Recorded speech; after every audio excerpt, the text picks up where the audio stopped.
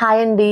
ఈరోజు రెసిపీ వచ్చేసి ఎప్పుడు దొండకాయతోటి ఒకేలాంటి కర్రీ ఫ్రై కాకుండా ఈసారి కొంచెం డిఫరెంట్‌గా ఎంతో టేస్టీగా ఉండే దొండకాయతోటి ఉల్లికారాన్ని ఇలా ప్రిపేర్ చేసుకోండి. టేస్ట్ అయితే చాలా బావుంటుంది. దొండకాయ ఉల్లికారాన్ని రెడీ చేసుకోవడం కోసం ముందుగా ఒక పావు కేజీ వరకు దొండకాయలు తీసుకొని ఇలా కట్ చేసుకుంటున్నాను. ఇలా 4 భాగాలుగా కట్ చేసుకోవాలి. ఇదే విధంగా మిగిలిన వాటినన్నిటిని కట్ చేసుకొని పక్కనుంచుకోండి. ఇప్పుడు స్టవ్ మీద ఒక పాన్ పెట్టుకొని ఇందులో 3 టేబుల్ స్పూన్ ఆయిల్‌ని హీట్ చేసుకోవాలి. ఆయిల్ హీట్ అయిన తర్వాత మనం కట్ చేసి పెట్టుకున్న దొండకాయలనైతే ఇందులో వేసుకుంటున్నాను. ఇలా వేసుకొని వీటి మొత్తాన్ని కలుపుతూ మీడియం టు హై ఫ్లేమ్ మీద దొండకాయలు బాగా మగ్గేంత వరకు కలుపుతూ ఫ్రై చేసుకోవాలి. ఇలా దొండకాయలు బాగా మగ్గిన తర్వాత ఇప్పుడు వీటి మొత్తాన్ని ఒక గిన్నెలోకైతే వేసుకోవాలి.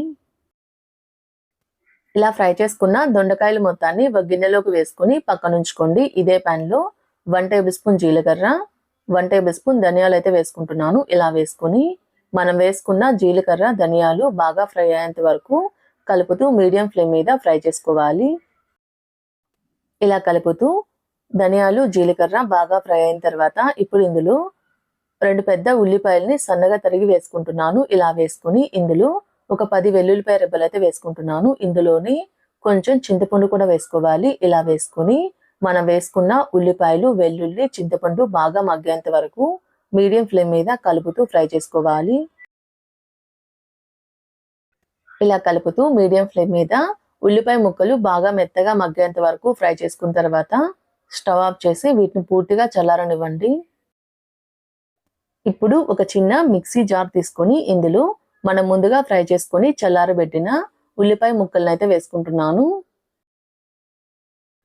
ఇలా ఫ్రై చేసుకున్న ఉల్లిపాయ ముక్కలు మొత్తాన్ని వేసుకున్న తర్వాత ఇందులో ఒక 2 టేబుల్ స్పూన్ కారం, మీ టేస్ట్ సరిపడినంత సాల్ట్ వేసుకోవాలి. ఇలా వేసుకొని దీనిపైన మూత పెట్టి బాగా మెత్తగా గ్రైండ్ చేసుకోవాలి. ఇలా బాగా మెత్తగా గ్రైండ్ చేసుకుంటే ఉల్లికారం అయితే రెడీ అయిపోతుంది.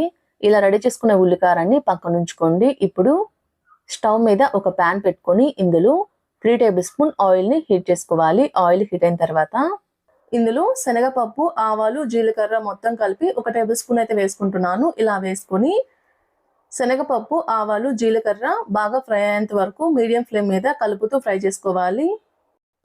ఇలా కొంచెం కలర్ మారేంత వరకు ఫ్రై అయిన తర్వాత ఇప్పుడు ఇందులో కొన్ని కరివేపాకు రెబ్బలు, 2, 3 ఎండుమిర్చి అయితే వేసుకుంటున్నాను. ఇందులోనే కొంచెం ఇంగువ కూడా వేసుకోవాలి. ఇలా వేసుకొని 1 నిమిషం పాటు కలుపుతూ ఫ్రై చేసుకుంటే పోపు అయితే రెడీ అయిపోతుంది. ఇప్పుడు ఇందులో మనం ముందుగా గ్రైండ్ చేసుకొని పెట్టుకున్న ఉల్లికారాన్ని అయితే వేసుకుంటున్నాను. ఇలా వేసుకొని ఉల్లికారం పోపులో కలిసే విధంగా కలుపుతూ మీడియం ఫ్లేమ్ మీద 2-3 నిమిషాల పాటు ఫ్రై చేసుకోవాలి. ఇలా కలుపుతూ మీడియం ఫ్లేమ్ మీద 2-3 నిమిషాల పాటు ఫ్రై చేసుకున్న తర్వాత ఇప్పుడు ఇందులో మనం ముందుగా ఫ్రై చేసుకున్న దొండకాయలను అయితే వేసుకుంటున్నాను. ఇలా వేసుకొని దొండకాయలకి ఉల్లికారం పట్టే విధంగా కలుపుకోవాలి.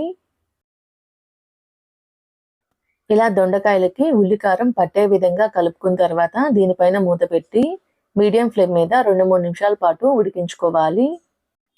ఇలా 2-3 నిమిషాల పాటు మీడియం ఫ్లేమ్ మీద మధ్య మధ్యలో కలుపుతూ ఉడికించుకుంటే దొండకాయలు బాగా మెత్తగా మగ్గి ఉల్లికారం నుంచి ఆయిల్ అయితే సపరేట్ అవుతూ ఉంటుందండి. ఇలా ఉడికించుకొని స్టవ్ ఆఫ్ చేసి ఒక సర్వింగ్ బౌల్లోకి సర్వ్ చేసుకుంటే ఎంతో టేస్టీగా ఉండే దొండకాయ ఉల్లికారం అయితే రెడీ అయిపోతుంది.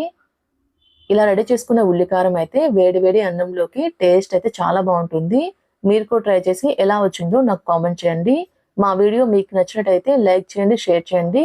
మా ఛానల్ని సబ్స్క్రైబ్ చేసుకోండి. Thanks for watching.